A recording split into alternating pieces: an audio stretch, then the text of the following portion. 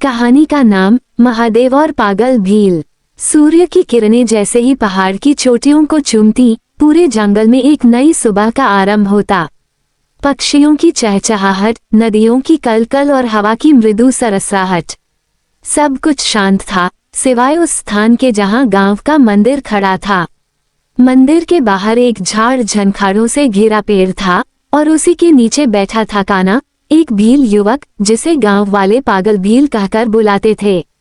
उसका चेहरा धूल से भरा, शरीर पर फटे पुराने कपड़े, बिखरे बाल और आंखों में एक अजीब सी चमक। वह दिन रात वहीं बैठा रहता, कोई आए कोई जाए उसे कोई फर्क नहीं पड़ता। लोग उसकी तरफ देखकर हंसते, बच्चे पत्थर मारते और पंडित तक उसे मंदिर के अंदर नहीं जाने देते। पर काना चुपचाप मंदिर की सीढ़ियों के नीचे बैठा रहता, हाथ में बेलपत्र, सामने एक छोटा सा मिट्टी का दीपक और होठों पर बस एक ही वाक्य, महादेव आएंगे, मेरी बात सुनेंगे, वो मुझसे नाराज नहीं है। काना बचपन से ही साधारण नहीं था। उसकी माँ धापा एक शिवभक्त थी, जंगल से बेलपत्र लाकर शिवलिंग पर चढ़ाती थी। एक दिन जब काना छोटा था, उसने माँ से पूछा था, माँ क्या महादेव सबकी सुनते हैं? माँ मुस्कराई, बोली, जो सच्चे दिल से पुकारे उसकी नहीं तो किसकी सुनेंगे। माँ की मृत्यु के बाद काना की दुनिया जैसे थम गई। वो जंगलों में अकेला भटकता, माँ के शिवलिंग के सामने बैठा रहता और खुद से बात करता। धीरे धीरे उसका व्यवहार अजीब होता गया। गांव वालों ने उसे पागल घोषित कर दिया। हर सुबह वह उठता, बेलपत्र इकट्ठा करता, नदी से जल लाता और मंदिर के दरवाजे पर बैठ जाता। अंदर जाने की अनुमति नहीं थी। पंडित कहते अस्पृश्य है ये, मंदिर अपवित्र होगा, पर काना कभी शिकायत नहीं करता। वो अपनी भक्ति शिव को जोर से सुनाता, देखो महादेव, मैं सब भूल गया पर तू नहीं भूला, मैं तुझसे नाराज नहीं हूँ, तू भी मत होना। गांव के लोग उसे भोजन नहीं देते थे, पागल है, जंगल में जाकर मरे। कई बार लोगों ने उसे भगा दिया, पर अगले दिन वह फिर आ जाता। उसका शरीर धीरे धीरे कमजोर होता गया। गांव का जमींदार जिसने मंदिर का निर्माण करवाया था, उसने एक दिन गुस्से में आकर कहा, अगर तू कल से यहाँ दिखा तो तुझे गांव से बाहर कर देंगे। काना ने धीरे से कहा, मैं कहीं नहीं जाऊंगा, महादेव यहीं आएंगे, मुझे बुलाया है उन्होंने। कभी कभी वह जंगल चला जाता और एक पेड़ के नीचे बैठकर मिट्टी में त्रिशूल बनाता। वहीं रोटी के टुकड़े रखता, कभी बेलपत्र, कभी नदी का जल और कहता, आज तुझे कुछ और नहीं मिला महादेव, पर मैं हूं न। वह अपना सब कुछ बांट देता, जंगल के पक्षियों से लेकर छोटे जानवरों तक। उसने कभी किसी को चोट नहीं पहुंचाई, कभी अपशब्द नहीं कहा। पंडित विष्णु दत्त, जो मंदिर के महंत थे, काना को बहुत तुच्छ समझते थे। भक्ति करने के लिए विधि चाहिए, मंत्र चाहिए, संस्कार चाहिए, और ये पागल जंगल से आकर मंदिर अपवित्र करता है। पंडित हर बार उसका जल और बेलपत्र फेंक देता, कहता तेरे जैसे लोगों की पूजा भगवान नहीं स्वीकारते। पर काना फिर भी बेलपत्र वहीं चढ़ाता और कहता, महादेव मुझसे खुद बात करते हैं, तू नहीं समझेगा। एक दिन संध्या में मंदिर की घंटियां अपने आप बजने लगी। आसमान में बादल मंडराए। काना ने ऊपर देखा, मुस्कुराया और कहा, महादेव तू आने वाला है, मुझे पता था। संध्या समय गांव पर एक अजीब सन्नाटा छा गया था। पंछी उड़ते उड़ते रुक गए, मंदिर की घंटियां बिना किसी छेड़छाड़ के झंझना उठीं। गगन में गहराए बादलों ने सूरज को निगल लिया। एक अजीब सी गंध हवा में फैलने लगी, गीली मिट्टी और धूप की। गांव वाले सहम गए। पंडित विष्णु दत्त ने कहा, यह कोई अपशकुन है, मंदिर को तुरंत बंद करो। काना मंदिर की सीढ़ियों के नीचे बैठा था, मुस्कुराता हुआ, महादेव आएंगे, मुझे पता था, तूफान उनका पहला संकेत है। तूफान की पहली गड़गड़ाहट के साथ मंदिर के अंदर से एक तीव्र प्रकाश निकला। दरवाजे अपने आप बंद हो गए, घंटियां बजने लगीं, बिना किसी के छुए। पंडित वहीं बेहोश होकर गिर पड़ा।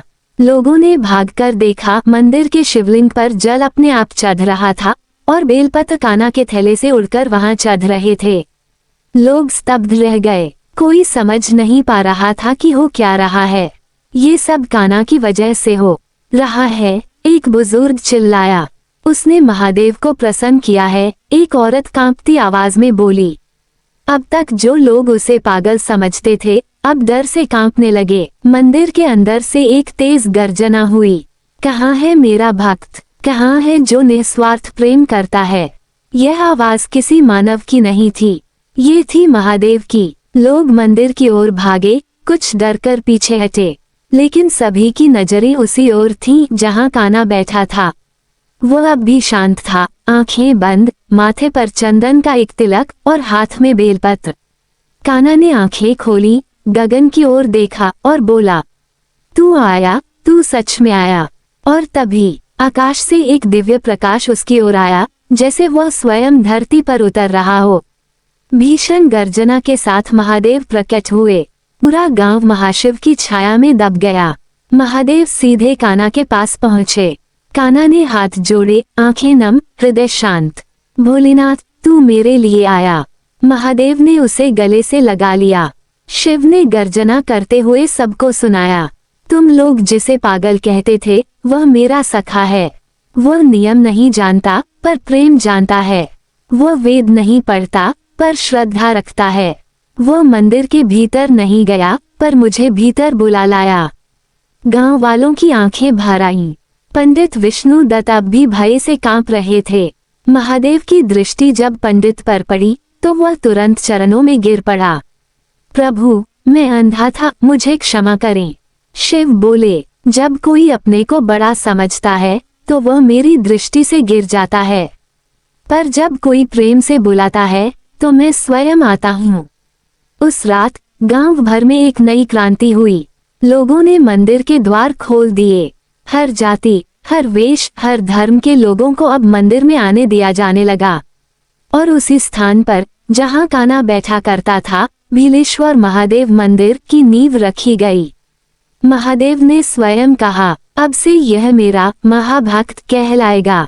इसके जीवन की कथा सच्ची भक्ति की मिसाल बनकर युगों तक गाई जाएगी।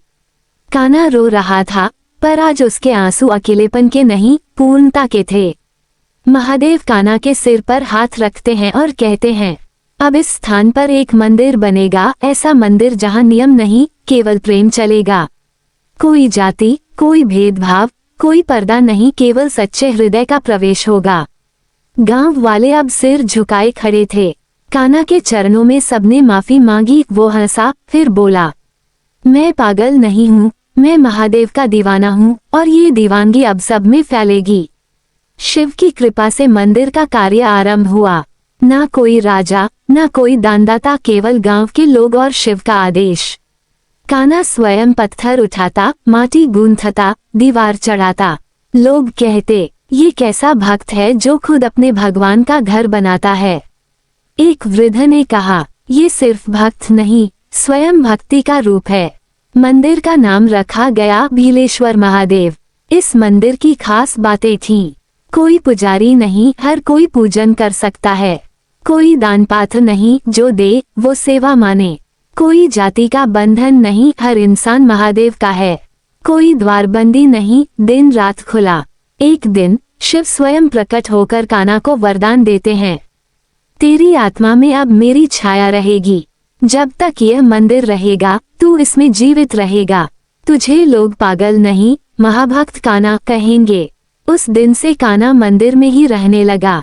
गंगा जल से सफाई करता, बेलपत्र चढ़ाता और हर आगंतुक को हंसते हुए कहता, भोले बाबा को प्रेम चाहिए, पूजा नहीं। भाव चाहिए, भाषा नहीं।